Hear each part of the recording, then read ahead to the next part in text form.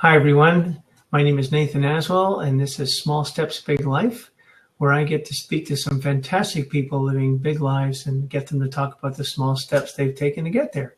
And today is a man who makes me laugh every single time I'm with him, David Gouthro, who is a business management consultant. Now, there's a scary term for us artists, who is based in West Vancouver, Canada. And I just wanted to come on and share him with you and have him talk about his journey. So welcome, David. It's good to be here, Nathan. Kind of scary being, something called blab when I often get accused of overdoing that at home, but now it's validated. Exactly. So I was trying to remember how long ago you and I met. We met at one of the New Thought Centers in Vancouver. It was at CSL Vancouver. I don't even know how long, sometime within the last 5 or 10 years. And then I remember with great joy that you were the first person that I met at the Vancouver chapter of CAPS, Canadian Association of Professional Speakers, and you welcomed me so warmly. I thought, this is a good omen. So before I got to know you, but it's kind of my standard opening. Actually, I think we met when you were playing the stick at the Kindness concerts. Brock Tully's World Kindness Concert. Yes, yeah. Indeed. Yes. Okay. That's another point. So there you go. We have 3 points of entry into our connection. So, David, business management consultant, what the heck is that all about? And how did you get there? And just tell us about that. Oh, well, it's all been my plan for all my life. I started out getting a degree in earth science and geology at the University of Waterloo, knowing that would be a good foundation for doing what I'm doing. And then realizing there's several interim steps. What did I do? I worked for the provincial government in a dead-end job for a while, and then went back and sold life insurance for a short period of time with a life insurance company that went under. I thought it was time to go back to university then, and so did some bartending, did some things in theater. Basically, had a gap year, except it wasn't really a gap year. Then I sold real estate because I figured this is going to be a good background for being a management consultant. Not actually the case. Then I went to work for a company called Wilson Learning Corporation. Each time I did something, it was something I'd never done before. It was not trained for, and had a blast doing it. And then I guess what happened then, I was working for a Wilson Learning Corporation, got headhunted to go and work for Apple Computer in the early days. Right. So I was there from 1981 to 1987, doing things involved in running the email system, which at that time was it was crazy. And the irony of that was I was working for a computer company and I'd gone to the University of Waterloo, which is ostensibly one of the best computer universities in North America, if not the world. I dropped computer science every year I was there. So here I found myself at a computer company going, what am I doing? So I got to do fun things there in marketing and sales and getting product available in French when I didn't speak French, supporting third-party software developers when I couldn't program my way out of a wet paper bag. But those days, you just said yes to everything and just made it work. So that was really my training for what I was doing, I guess. Anyhow, after a sabbatical at Apple, after you've been there for 5 years, you're entitled to a 6-week sabbatical in addition to your vacation. So I took that at a leadership development site in Santa Fe, New Mexico, just outside Santa Fe, helping executives from major corporations take physical leaps off cliffs and metaphorical leaps in their businesses, and thought maybe I should do that myself. So I came back and resigned, which point I was told that wasn't really why they gave people sabbaticals, but kind of worked out okay. Ended up working with a number of really good friends and colleagues in a small consulting firm in Toronto, doing leadership development for major corporations. And then at one point realized that it's too easy to do nothing but work in Toronto. So I just decided to stay 1 more year and head out west. And then I decided 8 months would be long enough and head out west. And then after 3 months, I said, okay, it's time to go. So I came out to Vancouver knowing, I think maybe one person, and not having any of my clients moving their head offices with me. So I spent a lot of time on planes, and one thing led to another, and basically, boom, management consultant. Well, primarily facilitator is what I do. I help people have higher quality conversations in meetings that matter. Okay. So that's the short version. So just say a little bit more about that. Well, first of all, I think the thing that I enjoyed hearing about all the steps that led up to Apple and beyond were your openness to just learn from whatever experience that you found yourself in. And then, getting to the point where you're then helping executives jump off cliffs. I just think that's a very fitting image for one of the qualities that I see in you first and foremost. There's that sense of playfulness and willingness to jump into the void. I hear that's the common link. Yeah, and I guess it's kind of interesting because when I think back about it, it was never intentional. Right. And I mean, all through university and things like that, I was a big participator. I did a lot of things just because I thought that's what everyone did, and didn't realize till many years later that not everyone actually does those kinds of things. Mm-hmm. But it was never really intentional about what I did. But I said yes to just about every opportunity that came along. And I guess Apple was a good example of that, because I was asked if I wanted to arrange, way back then, there was something called l'Office de la langue française in Quebec, and that you had to meet all kinds of criteria to market in Quebec. And they needed someone to look after product localization, so getting manuals and hardware in French. And they asked me if I'd do that. I didn't speak French, but I hired someone who did. And it's really interesting proofreading manuals in a language you don't understand. But it was kind of like, why not? And then just about the time when that was driving me crazy and I was actually thinking of leaving Apple, they said, well, there's a foreign investment review agency, and we actually have to demonstrate how, as an American or a foreign-owned company, we're providing value to the Canadian economy. So they would never end up building a plant in Canada, but they thought if we can invest in software, then that's a way of demonstrating that. So I found myself supporting third-party software developers with, I think at the time I had a $3 million budget and a $5,000 signing authority, which made it really fun getting things done. But it was just a blast. Everyone in those days said yes to everything. It just kind of got up in the spirit of that. But I guess looking back, they're probably, just kind of going for it. Not in any big entrepreneurial way, but just in kind of an average life kind of way, just saying yes to things. Yeah. And it makes me think of small steps, a series of small steps that, you gathered information and, there was no grand vision. And, how many of us start with a grand vision? I was actually thinking of a small step that happened today, that I was doing some shopping to bring some things back into my office so I'd have some food. And I was walking by a case that had Haagen-Dazs in it. Now, I never have ice cream at the office, and I couldn't remember why. So one small step was to pick up some Haagen-Dazs ice cream. And that small step actually led to a big step and a big poundage because when I went to have just one little taste of it earlier this afternoon, it was melting. So my one small step, Nathan, I had to eat the whole thing or I was just going to turn to liquid. And I completely understand. I don't know if those are the kind of small steps you're talking about, but I figure they all count. Indeed, they do. So you left the all work and no play Toronto, and I God bless everyone who lives in Toronto, but I've been there many times, and I'm well aware of that energy. You had enough of that. You came west. Your clients did not follow suit. Lots of plane flights. And you stayed. What made you stay? Was it like everyone else, like me? It's just that the lifestyle. You just enjoyed the energy of being on the West Coast. What was it? What would you say? I would say all of those things. I mean, there were some other things as well. I moved out west, and sort of in this sequence, I found an office, found a place to live, met the person who became my wife. We bought a house, bought a dog, got married, adopted our daughter as a newborn, and sort of life really began out here. So that was one thing.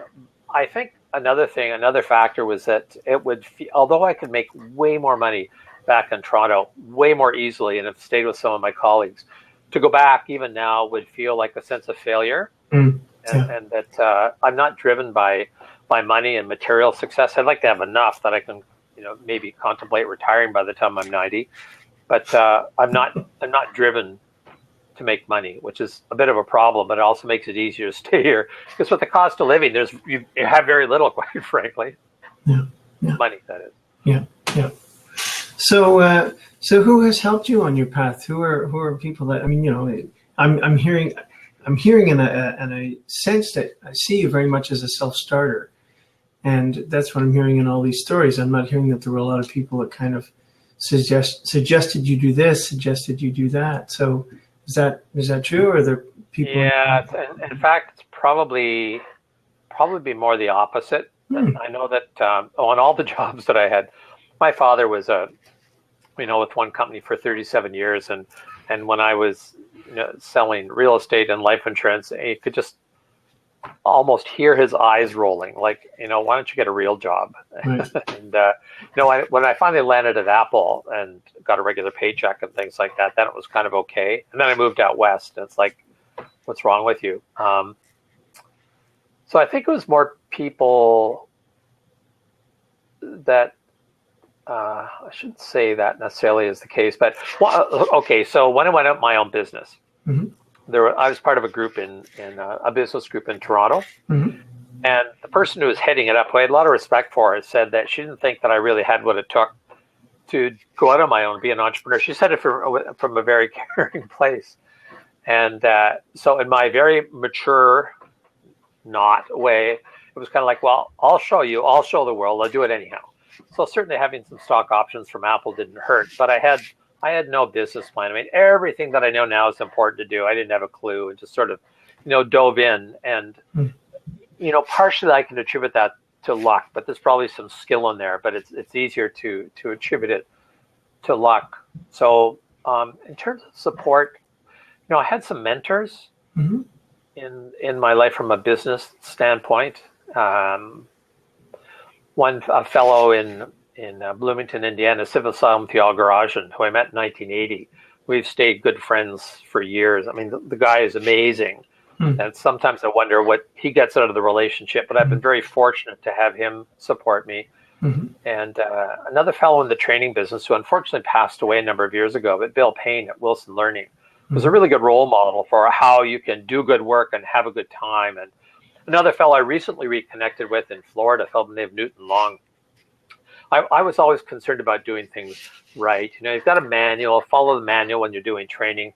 And Newton was just kind of, do whatever's right. And so, from him, I got the notion that in anything you're doing, it's more important to follow the value than to follow the agenda. So, and I think that's allowed me to be flexible and respond to my client needs, which I really like. Right. I think those three people had a big influence on certainly the work that I do now. So tell me about the work you do now. What's it like to do what you do now?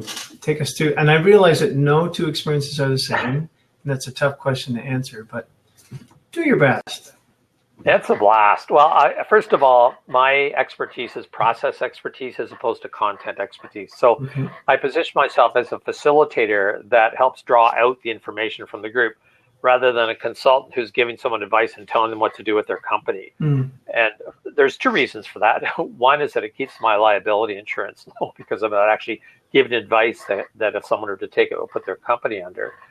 But two, I just find it, way more interesting to do that. So I've worked with a broad range of clients and many, many industries, in high tech, biotech, real estate, a lot in financial services, in mining and energy, and not-for-profit organizations, groups like Plan Canada and Save the Children, and groups like that. So I am incredibly curious. I think that's what really drives me, wanting to learn.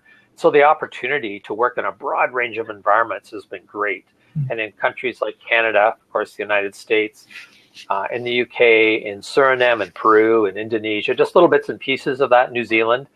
But it's all new experiences, and there's great stories. So I actually love doing that. I actually forgot the question you asked.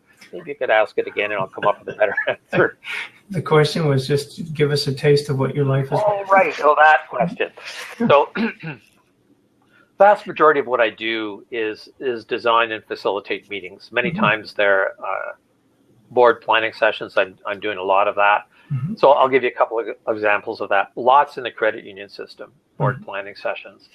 But I've also done some work. I'm not so much a board, but I did some work a couple of nights ago in the town of Mission, and basically hosting a town hall that involved a number of speakers, but also lots of audience participation, designing for audience participation.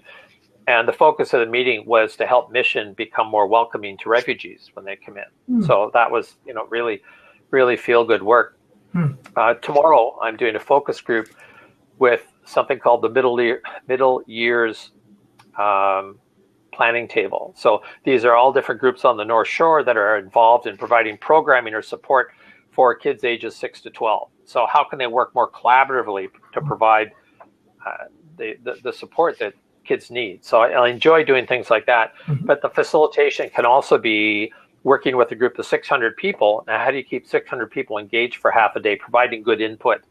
So although I've been involved in a speakers organization for many years, my own belief is that when you have a group of people in the room, it's irresponsible to not give them an opportunity to contribute. Otherwise you have one speaker in the front of the room, 600 people sitting down, they go out with one person's perspective on things and no opportunity to integrate it and share ideas. So, whatever I do, it's trying to find ways to engage people so that they own the outcome and feel that it's been meaningful for them to be in a meeting. So that's probably 80% of what I do. There's another percent that's emceeing conferences and hosting meetings, which I love. Because I love getting out and getting right into the middle of a group and creating an environment that people feel comfortable and willing to participate and keeping things on track. So I love doing that. And then another percentage would be keynote speaking. And most of that is related to something around change, but also related to the topic of courage. So the courage to lead, the courage to change, the courage to choose, because I think a lot of change happens more rapidly if people actually realize that they've done something courageous in the past and can choose to do that more often. So those are sort of the three things that I do. And then I have calls with people like you, just, chit-chatting away, sitting back, John the Fat, having a Coke. I don't think there's rum in it, but, it's only this afternoon. Do you do percentage-wise? How much of what you do is actually, on-site, and how much is online? Is it, yeah? I would say 100% is on-site. That's something I have to change because right now, my ability to influence people and have an impact is a function of how many hours I can be in front of people. So, it still takes a lot of design to figure out how to do that well. But I don't do webinars. Should I? Yes. I don't do my own blabs after this meeting. Perhaps I will. Periscope. I mean, there's all these things that I could be doing, but the problem is I don't see myself as a content guy. So it's not about conveying content. That most of what I do is engaging in conversations. And I guess you can do that online, but I haven't done it yet. Thanks for asking that incredibly embarrassing question. My great pleasure. So I think you've already answered this question. What makes you continue? I think your curiosity, your desire to serve people, your desire to be helpful, your desire to engage. Are there other things you would say? Yeah, well, my daughter's turning 16 next month. Wow. And so that's going to keep me going for at least another 20 or 30 years.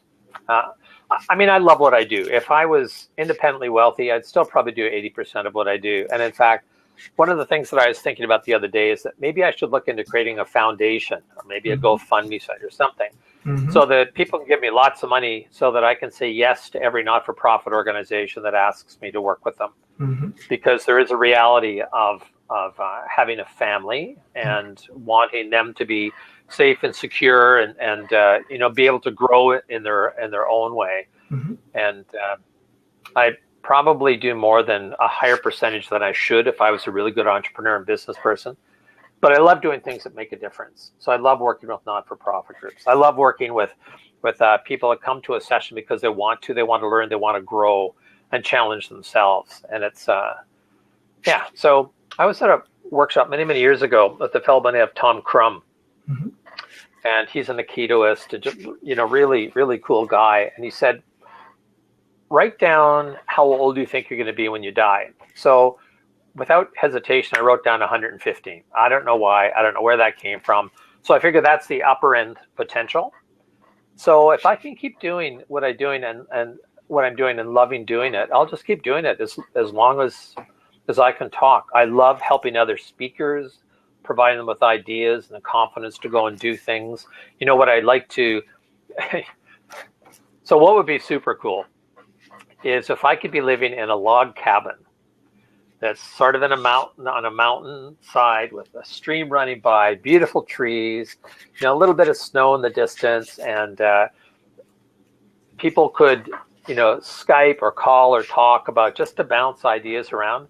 I can just sit back, and I love to explore and sort of go, what if I could do that? I could do that as long as I'm breathing. I'm not striving to get to the point of doing nothing. Yeah, good. Well, no, and I couldn't for a moment see you ever in that position. So here's a question, and I can hardly wait to hear how you answer it.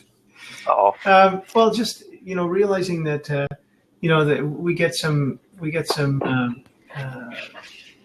left turns, some extreme right turns that happen every once in a while, just things that throw us off balance and put us off our game, so to speak, but turn out in the long run to be a real gift, something that turns out to in the long run be something that's helped us do what we do even better.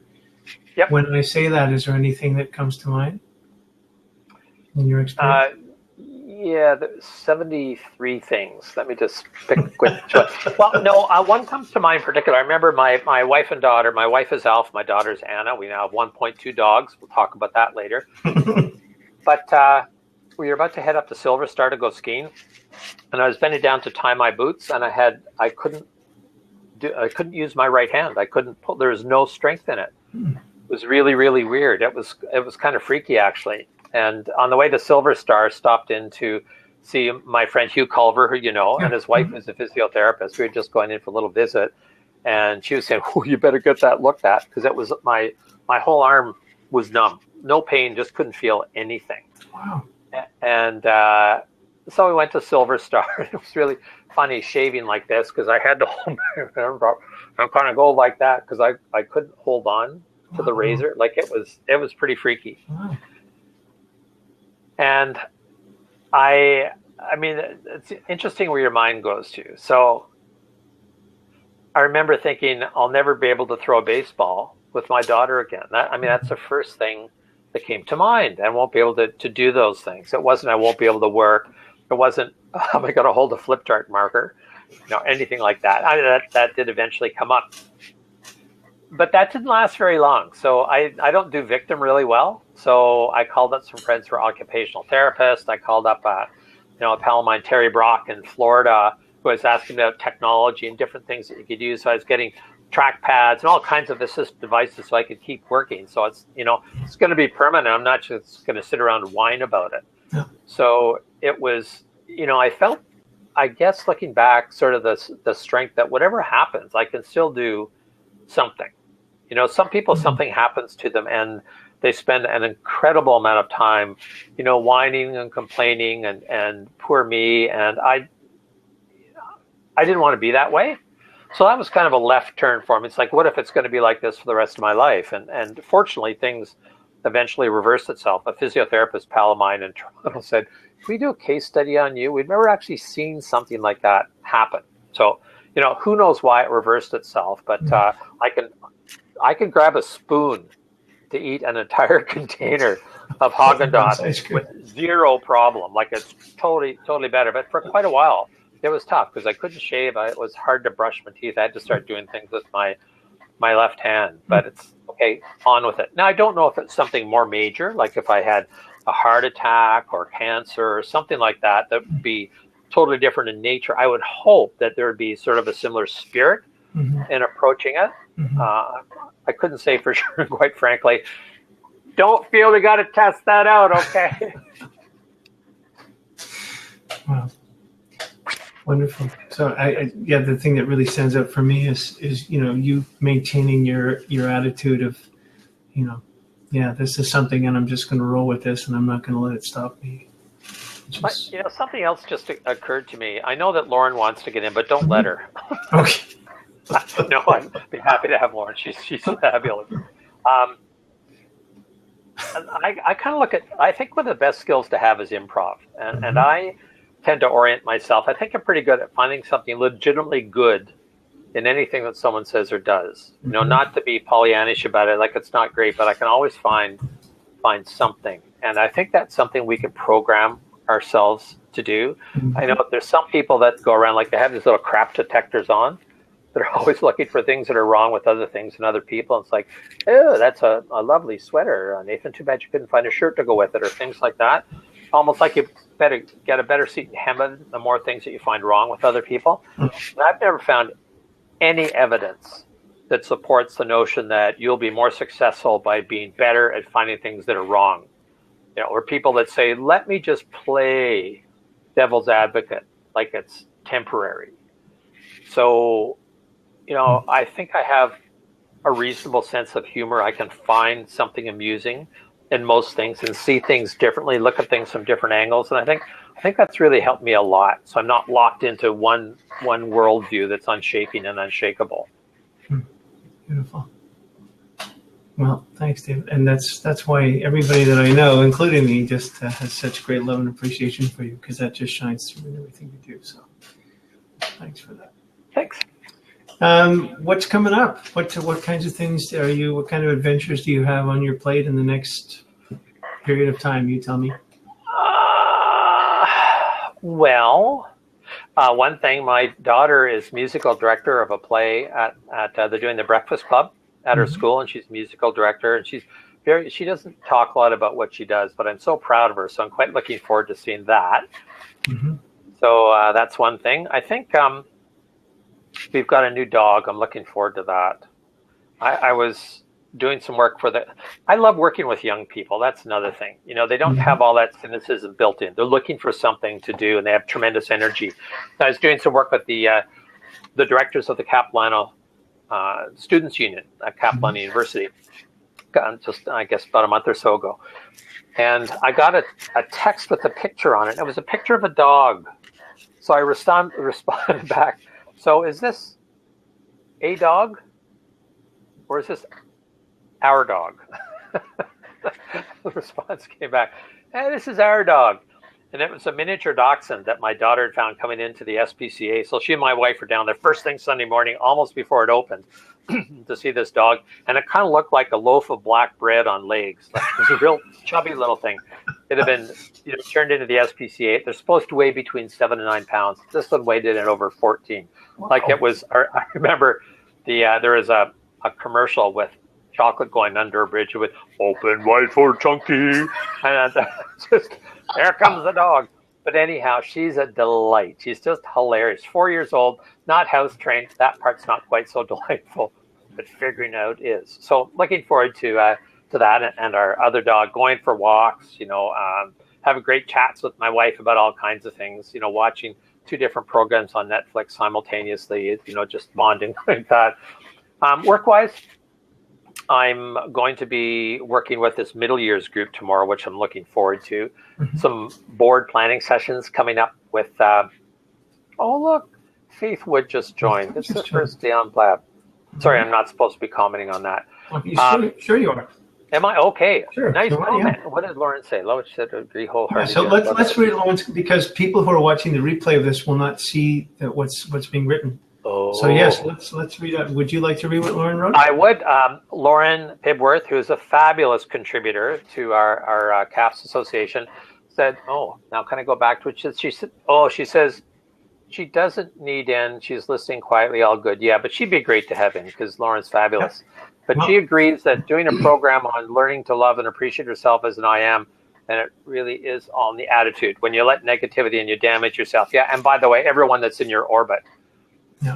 And Faith Wood is there. Faith, as you know, has just moved from Alberta to Coldstream, BC. No, I didn't know that. Yeah, she's now in the same time zone. It's easier to annoy her early in the morning when I call on my way to work. And how fun. Great job to 2 fabulous men. There must be someone else on the line I'm not aware of.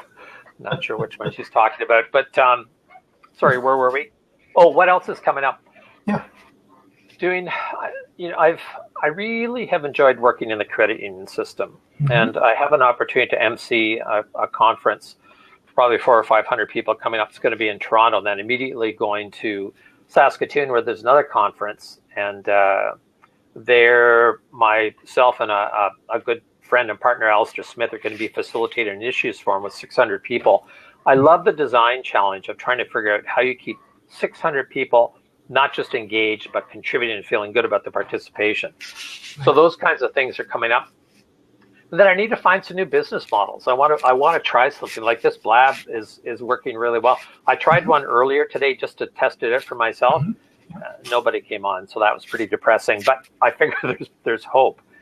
And yeah, I don't know. I'm feeling optimistic about life. It's one of those things. I just like the metaphor of letting go. You know, and kind of have to do that sometimes, so you don't see a lot of business coming down, but it all fills in. And I love playing with words. So one of the phrases that some people don't like is the notion of giving up. But I think giving up, to me, is quite different from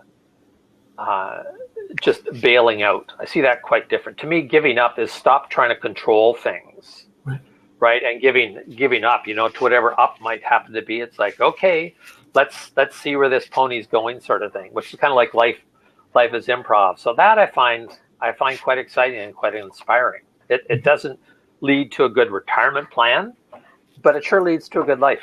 Yeah. Speaking of that, I'm wondering if your nose flute is handy.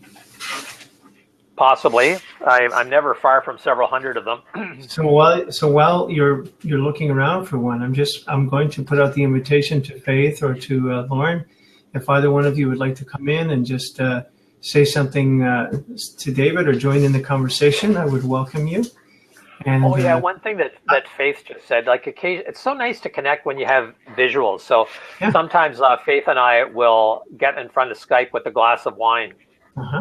Usually after 10 in the morning, but it's kind of fun to sit back and chill. It's like you're right there. Oh, look, it's Faith and Lauren. Faith and Lauren. Yeah, well, so far they're on the way, but they're not quite here yet. They're caught in the transporter, as we would say on Star Trek. There. Hey, there's Faith. Welcome, Faith. Okay, can you hear me? Yes. And can see you as well. And you're not drinking wine. It's true. It's true. I just got back from walking dogs. That's usually a good time to have wine. Sorry, I shouldn't be making alcohol comments. I don't want people to think poorly of me. But then I felt like I needed to be in on a conversation that talked about being present. I thought, well, Nathan said, I thought it was about sending people presents, and I was hoping I was going to be in the receiving end, but it turns out it's just a conversation. So what the heck is this blab stuff all about? Share. Yeah, the name of the show is Small Steps, Big Life, and it's about me just inviting people that I think who are living big lives in fun and interesting ways to get them to just talk about their journeys, and in the process inspire people to take the small steps in their own lives to get on with living the big lives that they are destined to live. So David's he's in my top 10, and I had interviewed him before in another format, but I wanted to interview him this way for exactly what we're now experiencing, Faith. Blab is a nice way to get other people involved in the conversation. So here you are. What would you like to say to David or about David? But just before you do that, yes, because she may be gone, there's someone here, Ellaby. I don't know if that's the first name or last name or whatever, but she says, excuse me, so glad to have stumbled upon this Blab, very inspiring. I'm in the UK. And it is after midnight, so signing out now, but we'll watch the rest on replay. I'll be looking out for future blabs. That is so cool. Thank you very much, LB. I really appreciate that. It is my desire to do these shows regularly and to, actually, I've just decided today that they will be happening on Monday at 4 p.m. Pacific. So that will be, unfortunately, not a time that works very well for you, but you can find all of the replays on my YouTube page. So thanks, LB. I really appreciate it. And LB, I've never done one myself before, but just to get you on all of mine at 6 o'clock in the morning, if it'll make it easier for you. I don't know. Will you actually commit to doing it all the way through, though? No, just once. Just once. It's just a test. Yeah. So, Faith, what words would you like to say about or to David? I don't know, because I kind of came in partway through and really only caught the being present not being part of your retirement plan. So what is part of your retirement plan? I know that I'll be in it. I'll be. Beyond that, it's pretty much up for grabs. No, I don't know. Like it's,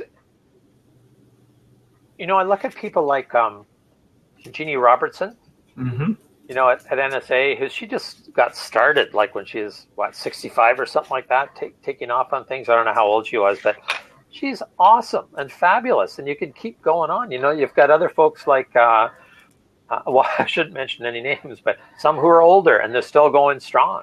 Yeah. And so, the plan would be to keep working.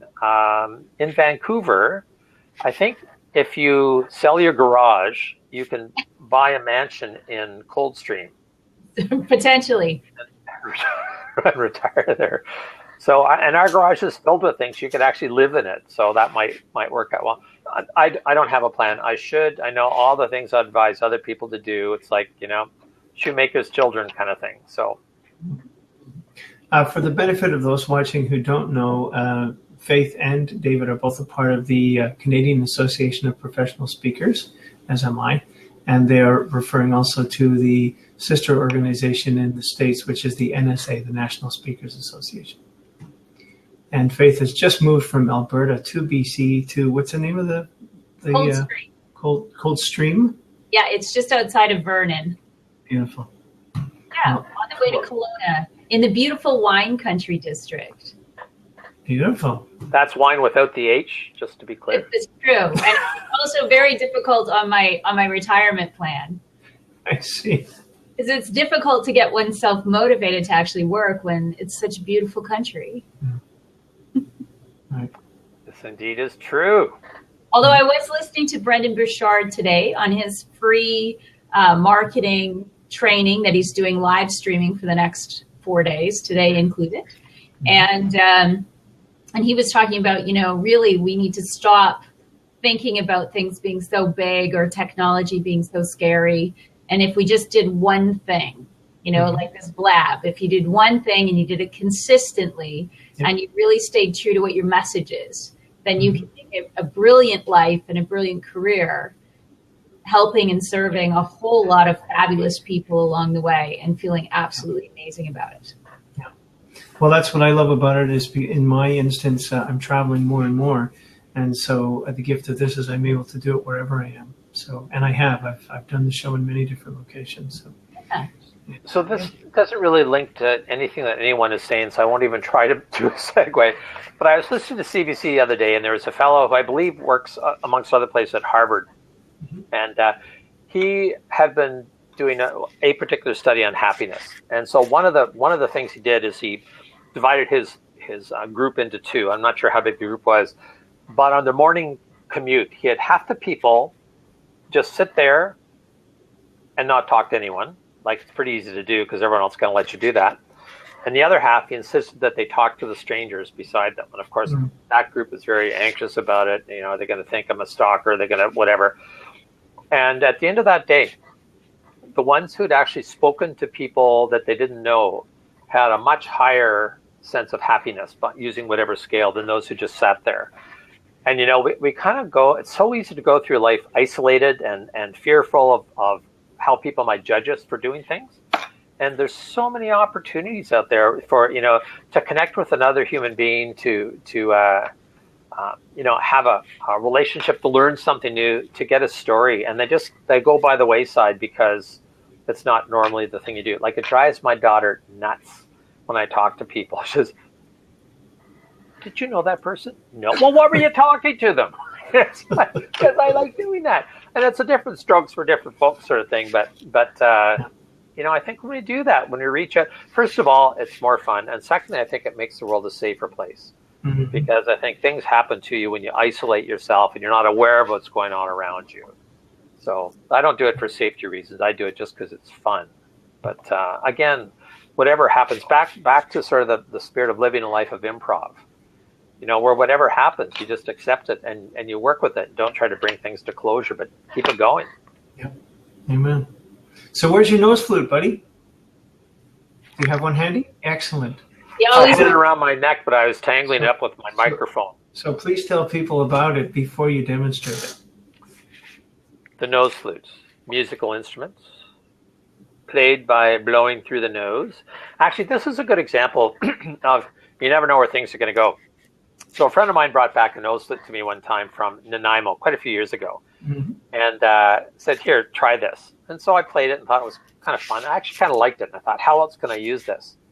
So a lot of the work I do is with executives, people with big egos in particular, and it's really hard to get them to relax and come up with some unique ideas because they're afraid it might be judged, the consequences and things like that. So I started by getting people to agree with the statement that you'll grow your company faster if you're willing to make mistakes.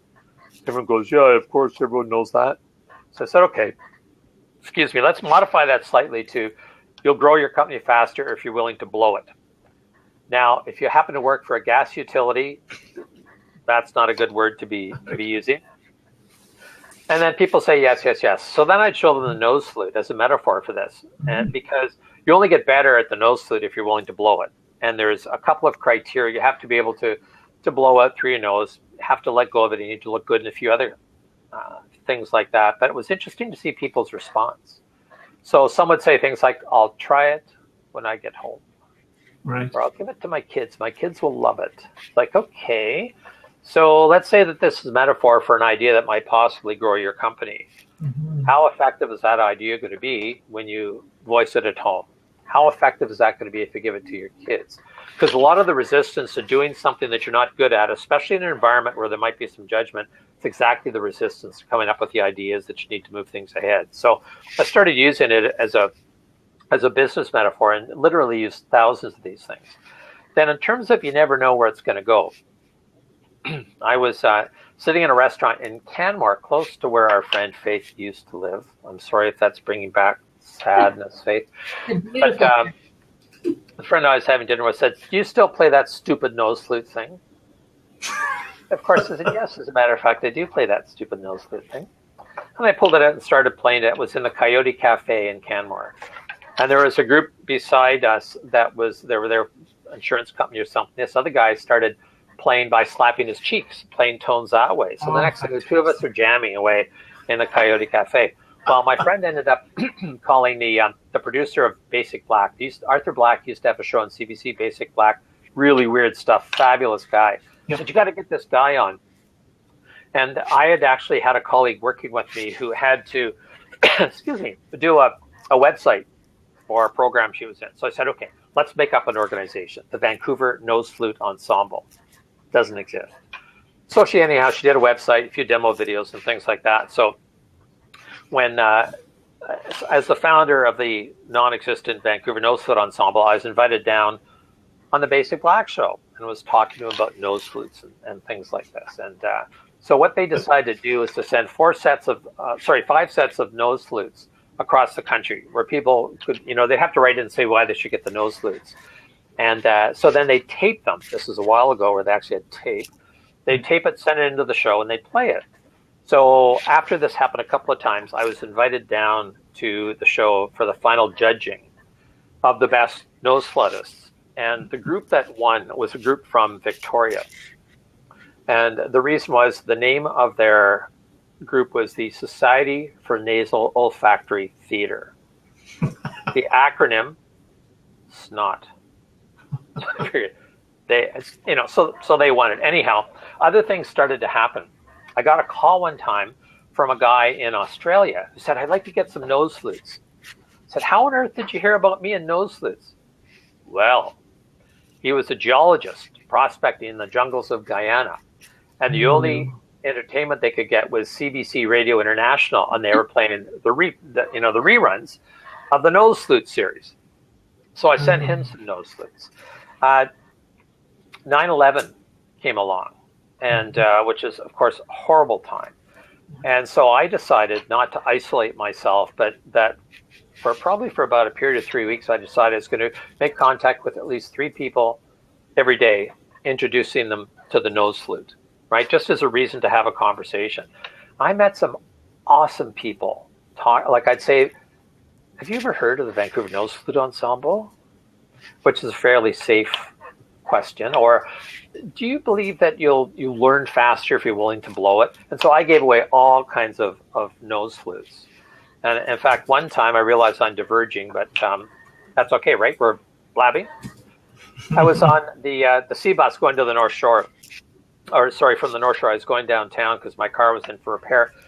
And this woman sat down beside me and dropped her backpack on my toe. It wasn't a painful thing, but I said, okay, she must want to talk about nose flutes.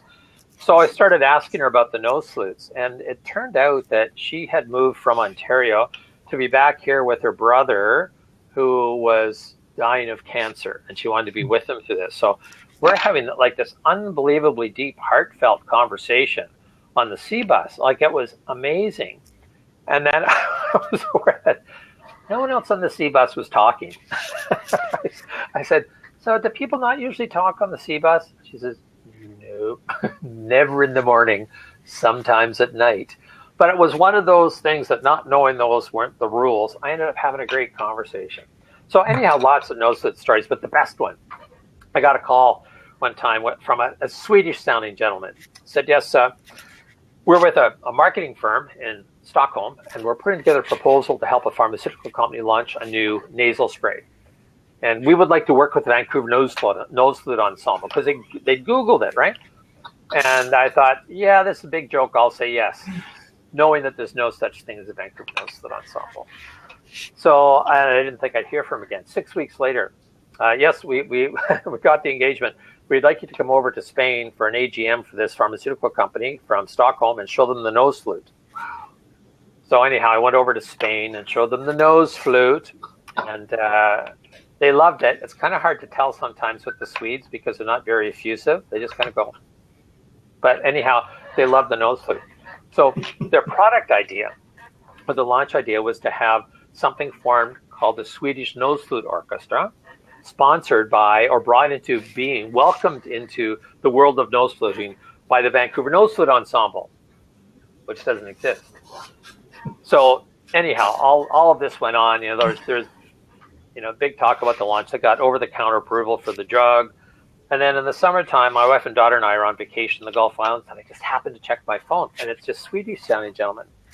We'd like to come over and videotape the Vancouver Nose Flute Ensemble, which doesn't exist, to run a couple of commercials to help launch this nasal spray in the fall. I said, okay.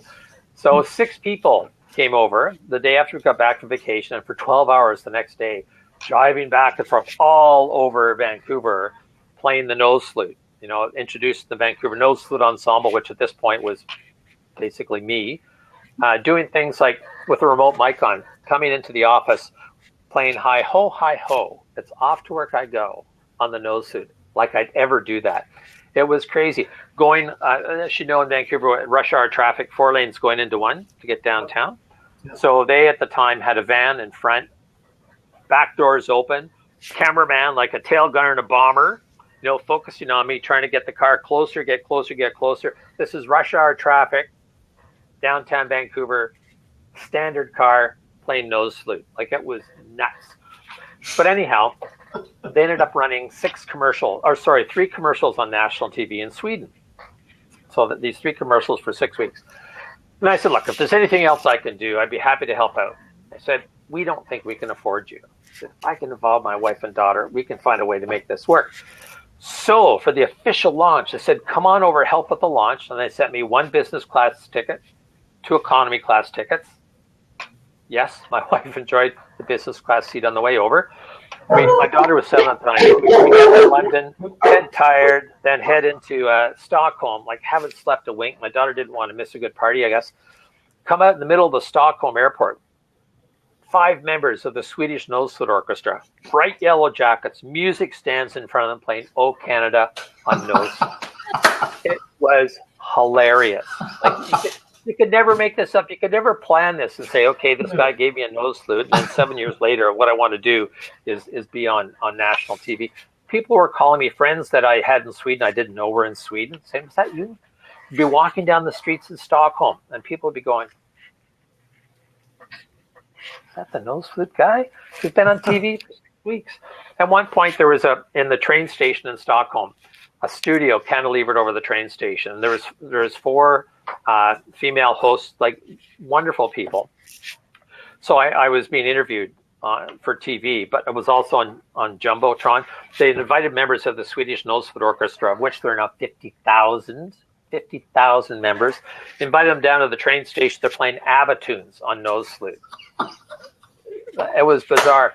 Anyhow, my wife and daughter were down below, and I walk across on this big screen, and these little kids, apparently, according to my wife, said, "That's David. Do you think he'd sign our Nose Flute?"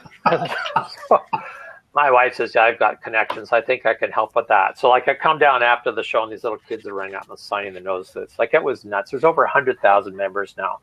You could never do something like that.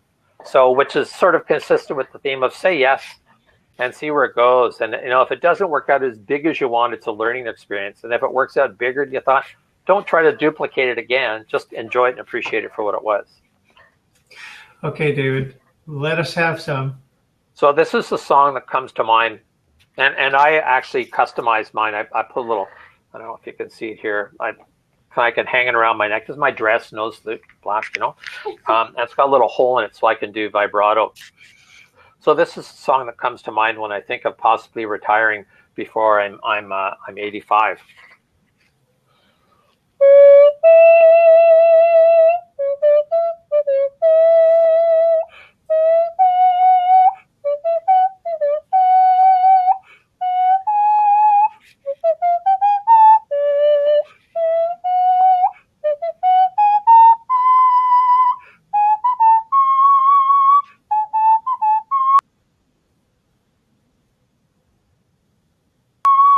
Oh, Yeah, I could go on, but I get a wrong note. And sometimes, if you're not really good at it, you need someone to tug your shorts to get the high notes. But that's sort of the sound of it. Nathan, you'll have to take up another instrument. Indeed. Well, I did. David did give me one, and he severely reprimanded me. So I guess I didn't spend enough time on it. So it's always difficult to please the master. I did, in fact, declare this as the International Year of the Nose Flute, and there is a short YouTube clip and a Vimeo clip about that very event. So take it seriously. Absolutely will. David, will you please send me both links to both of those things? I will include it in the little box under the replay of this so that people can watch it, because I will do everything in my power to make the Nose Flute a worldwide phenomenon. That'll definitely decrease my time to retirement. On that note, I have some dogs to go feed. All right. No, you just came in from walking them. I heard that. Faith, come on, we were paying attention. You hear them running up the stairs? Okay. Oh, but ask Faith a little bit about herself before she goes, because she's one of my favorite people. We'll have to get Faith on to do her own show, David. Next time. Okay. Thank you, Faith. Well, I hope you'll let me come on your show, Faith. Good night. Bye. Bye. So, David, thank you so much for just embodying everything that you talk about. And those stories were just wonderful examples and wonderful glimpses into the magic and the silliness and the fun that is you. So thank you. My and pleasure. Your website is theconsultingedge.com, if I remember correctly? Yeah, it's not great. It's probably actually better to go to my LinkedIn site for David Okay, Gouthro. I will do that. So I will include the link to your LinkedIn page. And if you could, in the next 5 or 10 minutes, like soon, send me the link to those Nose Flute videos or what have you. I'd be happy to. In fact, I may be able to do it while we're doing the Now It's Time to Say Goodbye to all our company. All that sort of stuff. Don't you do a farewell song? No, I don't. Oh. I used to, but now that I'm doing it on Blab, I'm just not set up to do music and. Oh, okay. So yeah, it's just us. It's just us having a conversation. Well, thank you so much. This has been really enjoyable. Well, I'm happy to hear that, because you started out with great trepidation. So I'm glad that you've warmed up to the idea and that you're kind of seeing what it could do. Trepidation, yeah, just not knowing quite what it's all about, Yeah, these kids and their newfangled technology, right? Yeah, I was actually at a session today for MPI that they were describing a lot of things, and it's very cool. Mm-hmm. Okay, there's the Vimeo link. Oh, great. Okay. Yeah, people watching the replay won't see that, so I will definitely include it. Well, that way you can capture it. Yeah, wonderful. So, ladies and gentlemen, it's been my extreme pleasure today to spend an hour chatting with David Gouthro. Holy smokes. Yeah. David Gouthro, business managing consultant and living in West Vancouver, British Columbia, which is, depending on the traffic, about an hour and a half from where I am in White Rock, BC, but both in the greater Vancouver area. And I will include a link to David's LinkedIn page and a link to this great video of the Nose Flute. Thank you, David. Thank you, Nathan. It was totally my pleasure. Thanks for doing this, and thanks for inviting me. And I look forward to seeing your subsequent guests. Yes, thank you, sir. There will be others. My next one will be our mutual friend Roy Prevost. I think you know Roy. I don't. I'll look forward to meeting him on Blab. Roy Prevost is a CAP speaker, and Roy has